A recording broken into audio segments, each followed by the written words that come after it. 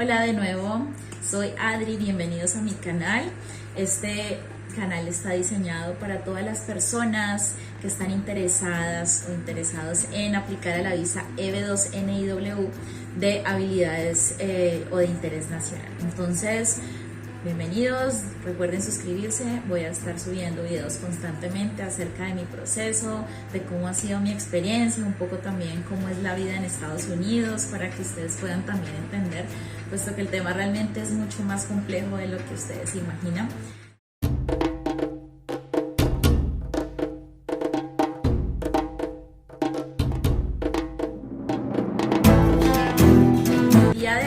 Voy a hablar un poco acerca de un tema muy controversial y es respecto a si hacer este proceso con abogados, sin abogados, los pros, los contras y contarles un poco de mi experiencia personal.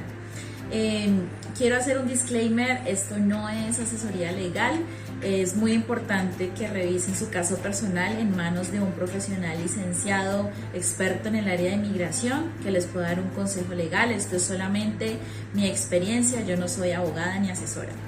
Les cuento un poco, yo antes de iniciar con este proceso había pensado en otra visa que era la visa L1, es una visa de transferencia de un ejecutivo de una empresa de un país que tiene alianzas con los Estados Unidos y otra empresa de Estados Unidos. Yo tengo una empresa en Colombia, que es mi país de origen, y tengo una empresa aquí en el estado de Delaware desde el año 2021. Finalmente, en medio de las averiguaciones, vi que era un poco más complejo de lo que se esperaba, puesto que mis empresas son pequeñas. Entonces empecé a tener muchas dudas respecto de si esa era la visa que más me convenía. Tuve un amigo cercano, bueno, que conocí acá en Miami, que tenía esa misma visa. Esa visa la hacen por un año, después la tienes que renovar hasta por 3 años. Y resulta que él se la dieron en el primer año, que fue la L1A, pero no se la renovaron para el segundo año o para la segunda oportunidad, puesto que no alcanzó a cumplir como las metas y los estándares, puesto que esa visa sí es auditada y requiere unos objetivos que deben ser cumplidos. Él tenía muchísimos más recursos que yo, muchísimos más, hizo incluso una inversión muy fuerte para trasladarse aquí con toda su familia. Entonces, al analizar esa situación y ver cómo a él no se la dieron, incluso teniendo mucho más recursos que yo y una empresa más sólida que la mía, pues inmediatamente entré en pánico y dije no, pues o sea, me voy a meter en un problema, creo que por ahí no es. Había escuchado acerca de la EB2NIW, pero siempre me imaginaba que esta era la visa de Einstein, de genios, y pues dije, no, yo no soy investigadora, o sea, no es mi perfil. Pero entonces, pues hice lo básico, que fue leer las fuentes oficiales, empezar a documentarme, y ahí fue que entendí, oh, yo aplico. Sí, obviamente con muchísimas dudas, quizás las mismas que pueden estar teniendo ustedes. Me metí a ver muchísimos videos. Es muy importante revisar si aplicamos o no, porque efectivamente hay gente que no aplica. Esta no es una visa para todo el mundo. Hay más de 30 visas, o sea que revisen la suya, quizás en sus casos puede ser más fácil otra. No todo el mundo tiene el mismo objetivo de emigrar, no todo el mundo tiene las mismas ideas, entonces hay que buscar cuál hace mejor fit a nuestros deseos, necesidades y además a nuestras condiciones. Después entonces empecé a pensar, ok, está súper interesante esto, empecemos a averiguar tarifas, fees, y pues realmente en mi caso todos los fees legales se salían de mi presupuesto, puesto que era un proceso bastante costoso y pues realmente no vi que fuera una opción. Empecé a ver entonces experiencias de otras personas que habían hecho este proceso sin abogado y bueno, muerta del miedo dije, ok, hagámoslo. Animándome ya entonces a hacerlo sin abogado, seguí en mi proceso de leer hasta que llegó un punto de una noticia que cambió todo. El boletín de visas, que es un comunicado que la USCIS hace cada mes, empezó a registrar que ya no iban a permitir hacer de forma concurrente el ajuste de estatus con esta visa, esta en específico. Entonces yo ya tenía un camino pues largo de investigación, avance, etcétera. Pero obviamente esa noticia me hizo correr. Voy a hacer un pequeño paréntesis para explicar un poco. El boletín de visas lo que hace es mostrar la información de las visas que hay disponibles para cada categoría. Entonces, ellos tienen unas fechas en donde a partir de esa fecha para atrás están recibiendo o admiten personas, pero después de esa fecha y hasta que no lo actualicen no van a permitir nada más. Entonces, el boletín de visas, todas estas visas de la EB2 estaban current, o sea, disponibles, pero después del 1 de diciembre ya no iban a estar disponibles y nadie sabe hasta cuándo van a estar disponibles. Hasta el día de hoy, ¿sí? Enero 10 del 2023, aún no hay visas para ajuste de estatus. O sea, están haciendo ajuste de estatus para esta visa hasta las que se presentaron antes del 1 de diciembre del 2022. Esperamos que las abran, pero hasta ahora no. Eso no significa que no se puedan hacer los procesos. Después haré otro video específico de eso, pero digamos que es un poco para que puedan tener en cuenta esa parte. Entonces, faltaban 10 días para esa fecha. Eso fue así como imprevisto. Y bueno, en medio de consultar abogados y todo, pues conseguí una que me dijo, sí, yo te lo hago de emergencia, te cobro $20,000 sin contar los fees del Estado, más otros gastos como certificados, bueno, todo lo que conlleva eso, más o menos daba como $25,000 y obviamente pues estaba fuera de mi presupuesto. Entonces, ante esta situación, yo dije, ok, hagámoslo yo misma.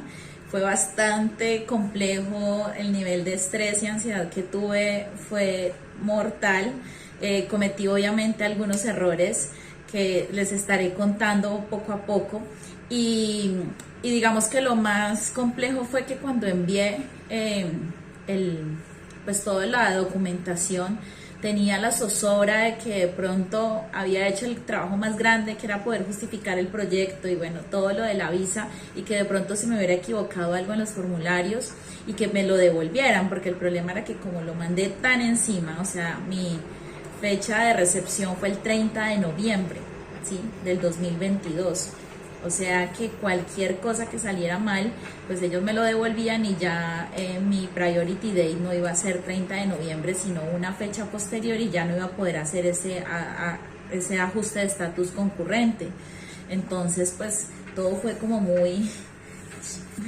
y obviamente eso me llenó de mucho pánico y pues obviamente les cuento un poco de eso porque eso es parte de los inconvenientes de no hacerlo con un abogado. Que, bueno, dependiendo de tu tiempo, digamos que en mi caso fue todo muy extremo, porque pues no haber alcanzado hubiera cambiado completamente mis planes y quizás hasta me hubiera tenido que ir del país, entre muchas otras cosas.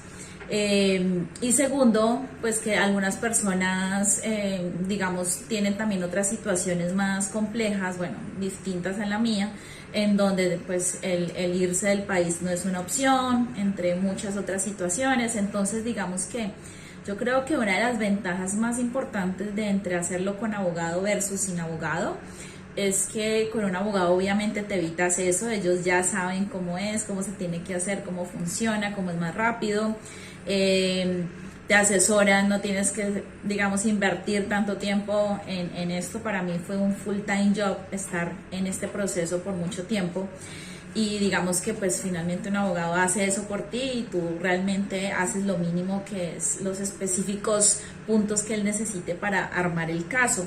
Entonces obviamente eso es es un release muy importante que pienso que hay que tomarlo en consideración. Yo estoy tratando de ser objetiva porque si bien yo lo hice sin abogado, aclaro por qué lo hice sin abogado. Lo hice sin abogado porque el tiempo estaba encima para lo que yo necesitaba. Segundo, porque no contaba con los recursos para esa inversión.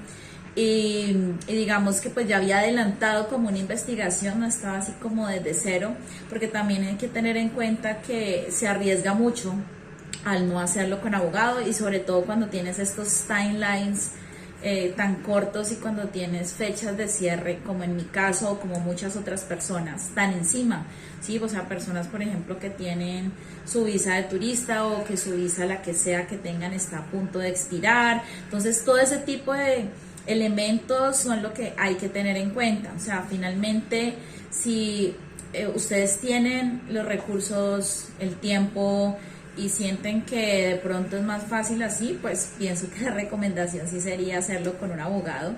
Es muy importante averiguar e indagar muy bien quiénes son, porque también me di cuenta en esta búsqueda personal que muchos abogados, a pesar de que son abogados, apenas están explorando esta visa y no son tan versados en ella.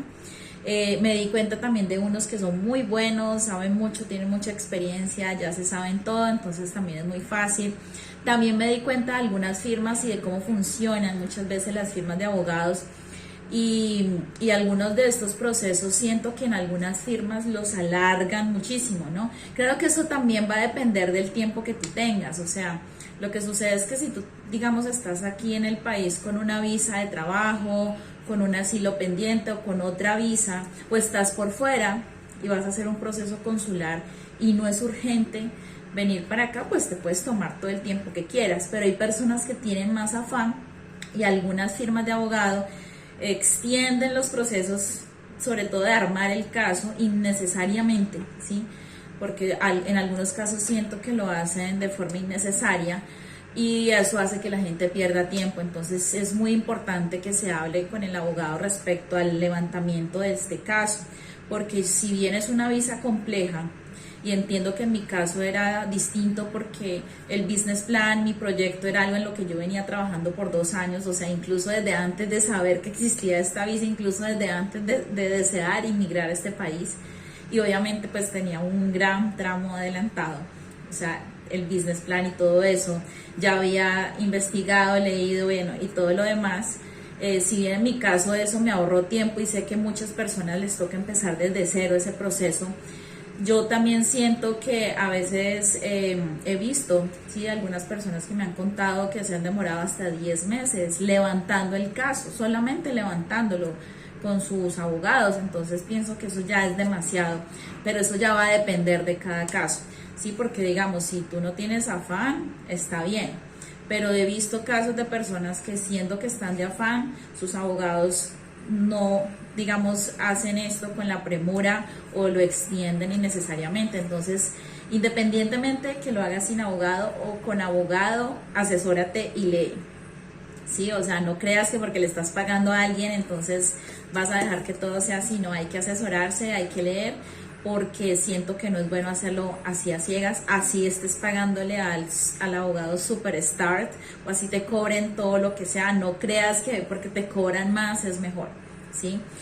Ahora, si definitivamente pagarle a un abogado no está en tus posibilidades, ¿sí?, económicas o por la razón que sea, y vas a hacerlo tú mismo, entonces te toca trabajar el triple. Ten en cuenta que vas a tenerle que dedicar mucho tiempo. Yo lo que hice fue diseñar un proyecto Agile. Bueno, yo trabajo con la metodología Scrum en mi empresa, ¿sí?, que es de healthcare y de tecnología en mi startup, entonces pues estoy familiarizada con eso. Es algo muy ordenado, ¿sí?, en términos de metas, tiempos y de cada una de las actividades que se requería. Y adicionalmente pues tienes que ser muy juicioso, sobre todo en leer y documentarte, en saber qué es, para dónde es, cuáles posibilidades tienen, leer las fuentes oficiales. Y obviamente sé que a muchas personas eso no les agrada o simplemente no tienen el tiempo, porque también es cierto, ¿sí?, es un tiempo.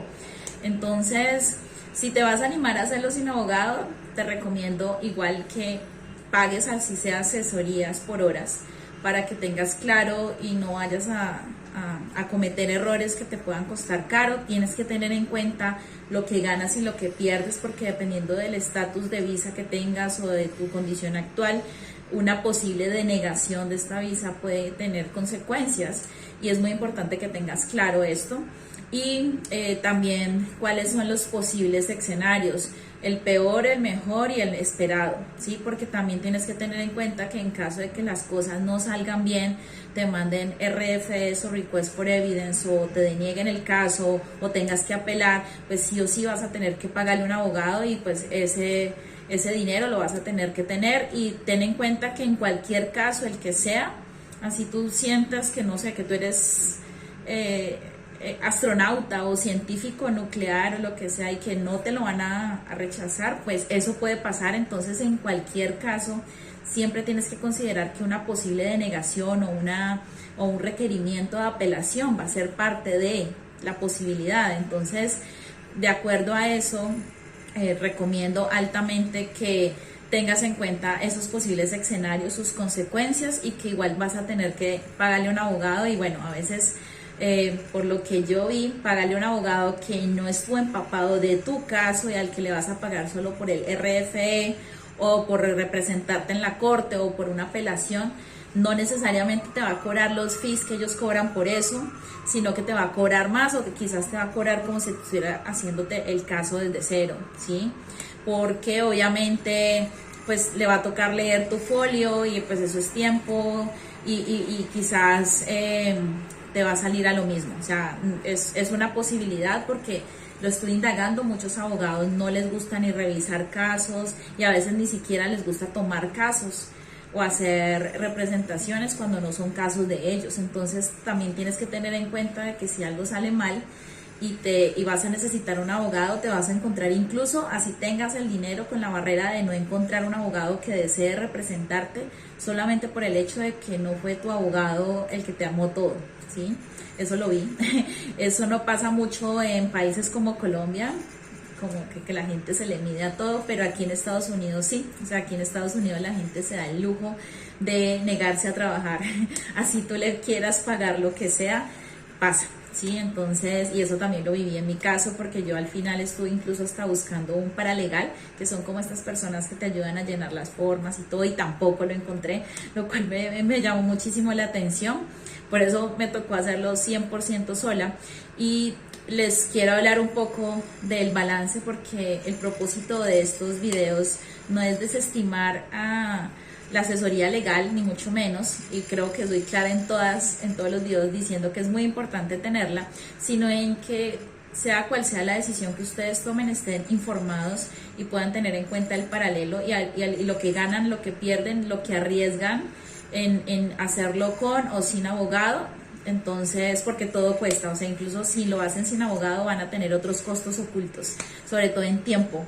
Y también respecto a los escenarios no tan positivos, hay que tenerlos en cuenta también, porque eso implica que hay que hacer una planeación, o sea, tener claro quién podría ser esa persona que les pudiese hacer esa representación en caso de que algo malo salga, y que esté dispuesta a hacerlo, y cuántos serían los fees que va a cobrarle, y si ustedes tienen esa capacidad de pagarlo, o si no. Bueno, es todo un problema, porque cuando eso llega a suceder, el tiempo de respuesta es mucho más rápido, tienen menos de un mes para juntar la evidencia y todo, y si no tienes de pronto el dinero o el tiempo, pues te van a negar todo el caso, y si estás dentro del país te toca salir, si no estás en el país pues abandonas el caso y te toca volver a presentar otro desde cero. Entonces para muchas personas eso tiene repercusiones, y pues es muy importante poder tener en cuenta cuáles son antes de animarse.